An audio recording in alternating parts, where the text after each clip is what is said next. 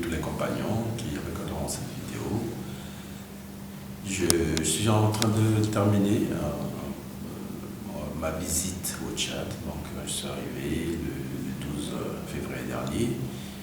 Ils allaient dire la messe le lendemain à la paroisse Saint-Mathias Moulumba, qui est confiée à la compagnie. Ensuite, je suis allé par la route à Mongo. De Mongo, je suis allé à Piabé. Piabé, je suis allé à Goundi. Après Goundi, je suis allé à Sar. Et après ça, je suis revenu ici. Je suis très heureux de cette visite. D'abord, c'est déjà une consolation pour moi de rendre visite aux jésuites dans leur lieu de travail, leur lieu de résidence, de voir comment ils travaillent, comment ils vivent ensemble, comme communauté, comme compagnons, comme amis dans le Seigneur. Rien que ça, c'est une grande consolation pour moi. Et je suis aussi très satisfait et très consolé de voir les jésuites ici très très engagés dans leur travail et faire avancer la mission de la compagnie dans ce pays qui est le Tchad. Mon bilan que je dresse est positif donc pour voir comment les jésuites travaillent et comment ils font avancer la mission de la compagnie ici au Tchad.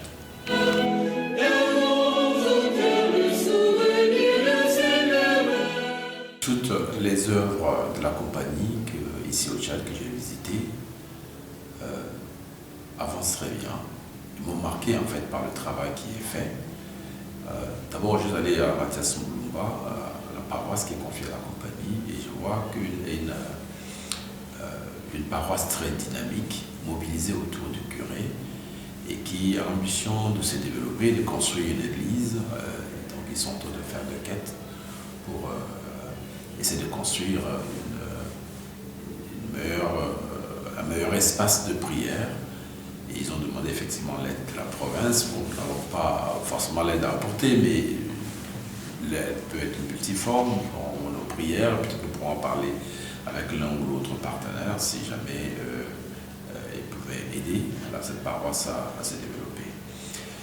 À Mongo, j'étais plutôt marqué par d'abord le travail de foi et joie dans l'accompagnement de l'éducation dans ce pays, puisque à Mongo, il n'y a pas eu beaucoup d'investissement au niveau du gouvernement pour l'éducation.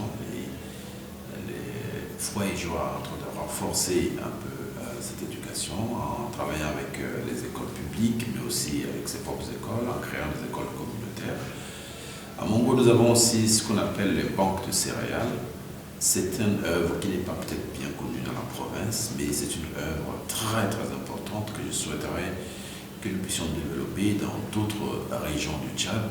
Là, actuellement, nous le faisons seulement dans le Guéra, mais nous devons aller dans les pays, dans les régions du Sud, parce que c'est la même problématique qui se pose. En fait, le problème, c'est que les cultivateurs, quand ils récoltent le mil, ils les vendent à bas prix, parce qu'au moment de la récolte, le mil, les céréales ne coûtent pas cher du tout.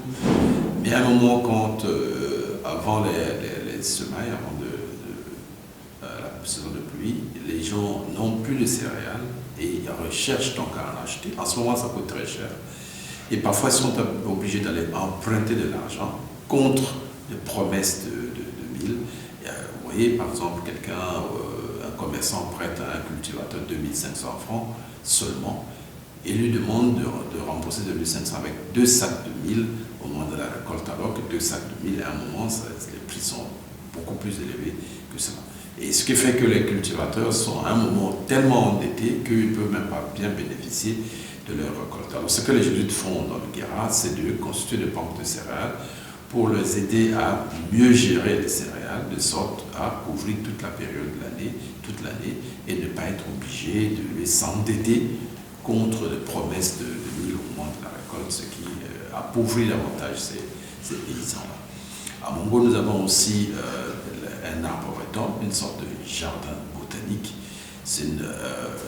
Et ça aussi, la province, toute la province n'est pas au courant de ce travail-là, de conservation de certaines espèces végétales qui se fait à Mongo, un endroit qui est semi-désertique, mais où nous arrivons à faire de la conservation des espèces végétales. Et c'est le père Serge Semu qui anime cela. Je voudrais que cette œuvre soit mieux connue dans la province et peut-être qu'on pourra avoir davantage d'accompagnants qui souhaiteraient s'engager dans dans ce domaine de conservation, qui est en fait le domaine de l'écologie et de la protection de notre planète. À Goundi, à Kiabé plutôt, après là je suis allé à Kiabé. À Kiabé, nous avons un projet d'école technique financé par des partenaires espagnols et dirigé à l'école actuellement dirigée par le père Émile Akbédé. Nous sommes au niveau de la 4e, ça va évoluer l'année prochaine, il y aura la 3e jusqu'en terminale, et à partir de la seconde, il y aura une partie technique et où nous avons des espaces agricoles, un atelier de mécanique, un atelier de menuiserie, où nous comptons former les enfants pour les questions de main-d'œuvre qualifiée qui posent problème dans la plupart de nos pays de la province, surtout dans la partie centrale de la province. On a un sérieux problème de main-d'œuvre qualifiée. Et cette école vient compenser un peu cela en apportant une certaine formation, un savoir-faire à des jeunes.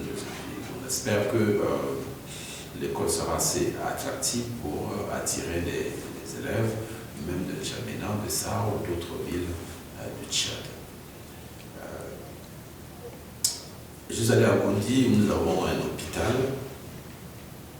qui est en fait un hôpital de référence qui soigne 100 000 malades par an, 100 000, donc c'est quand même très important. La manière dont c'est organisé, il y a des dispensaires dans les petits villages, et puis quand les dispensaires sont dépassés, on envoie les malades au centre de santé qui est à Goundi, qui fait du tout, de la chirurgie, de la médecine interne, un peu de tout ce que peut faire un grand hôpital. Nous avons 2 jésuites qui travaillent avec un ensemble de collaborateurs qui font un très bon travail. Là encore, c'est une œuvre qui doit perdurer. En fait, l'intention du provincial à ce niveau, c'est de dire c'est la préparation de la relève des jésuites médecins qui seront prêts à aller travailler dans un milieu rural comme celui-là et faire un peu du tout. Parce que là-bas, quand on est médecin dans un village comme ça, on n'est pas seulement ophtalmologue ou dentiste, donc rester cloisonné dans son domaine de spécialisation, mais qui soit capable de soigner les malades qui arrivent, quels que soient les types de maladies qu'ils ont. Vous allez à ça, nous sommes bien connus avec un centre spirituel et le fameux collège LCCL, qui est le lycée collège Charles Wanga, qui est très bien connu au Tchad, qui a formé beaucoup de cadres au Tchad. Et là encore, la question, ce n'est pas simplement de dire que voilà, nous avons formé beaucoup de cadres et nous contenter de ce que nous avons fait. Comme jésuites, nous sommes toujours mus par les magistes, donc la recherche de davantage, de faire mieux, de faire plus, d'aller plus loin.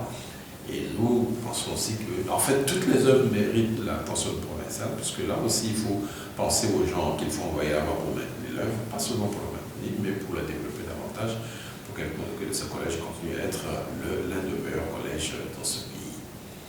Ici à N'Djamena, où hier j'ai rendu visite à nos compagnons qui travaillent au CHU, donc le Bon Samaritain. Avant c'était dans la périphérie de la ville, mais là on ne peut plus parler de la périphérie de la ville parce que c'est complètement dans la ville. C'est un hôpital de 180 lits, c'est donc un grand hôpital que nous dirigeons et qui fait des merveilles en termes d'offres de santé ici dans la ville de N'Djamena. Nous avons des partenaires espagnols, enfin disons espagnols, français, un peu partout, italiens, qui nous aident à maintenir cette œuvre-là où il y a un hôpital de 180 lits et puis il y a une école de santé pour former les infirmières et une faculté de médecine pour former les médecins. Et avec les partenaires que nous avons en Occident qui viennent pour des formations spécifiques et des cours, et nous avons là une certaine qualité qui est offerte à tous les étudiants qui y vont pour leur formation médicale. Là aussi, vous demandez ce que mérite l'attention provinciale. Là aussi, il y a une grande attention provinciale en termes de formation des jésuites médecins et aussi des médecins, des jésuites chercheurs dans le domaine médical pour pouvoir non seulement maintenir l'œuvre telle que nous l'avons reçue, mais aussi l'agrandir et diversifier ses offres et puis s'imposer dans ce pays comme l'un des meilleurs hôpitaux, l'une des meilleures formations sanitaires du pays. Maintenant, je suis au CEFOD. Le CEFOD, c'est une institution qui est bien connue dans ce pays, qui qui compte en fait dans ce pays en termes de conservation, par exemple, des documents juridiques. C'est une référence dans le pays. Et le CEFOD, avec le leadership jésuite, est en train de se diversifier et a ouvert un volet universitaire qu'on appelle CEFOD Business School, qui a maintenant 700 étudiants. 700 étudiants. On va parler plus précisément de 730 étudiants. Donc c'est devenu une université ou un institut universitaire important dans ce pays. C'est même considéré comme l'un des meilleurs instituts supérieurs dans le pays, sinon le meilleur. Et là aussi, on voit avec le Magie Jésuite, on a évolué, ils sont en train de construire un grand bâtiment qui va augmenter la capacité d'accueil. Et le bâtiment est déjà bien avancé, le premier niveau est déjà fini et même opérationnel, et les constructions continuent. On voit que dans les années à venir, il y aura davantage de jeunes Tchadiens, ou peut-être même pourquoi les jeunes de la sous-région, qui viendront ici pour leurs études supérieures, parce que nous visons là aussi la qualité, et là encore, le provincial doit être assez attentif pour envoyer des jésuites qui vont renforcer l'équipe de formation, de sorte qu'ils puissent veiller à la qualité, à la bonne qualité des enseignements qui sont donnés, de sorte que cette institution universitaire soit une bonne alternative à ce qui est fait sur place, et peut-être la meilleure alternative en termes d'éducation supérieure dans le pays.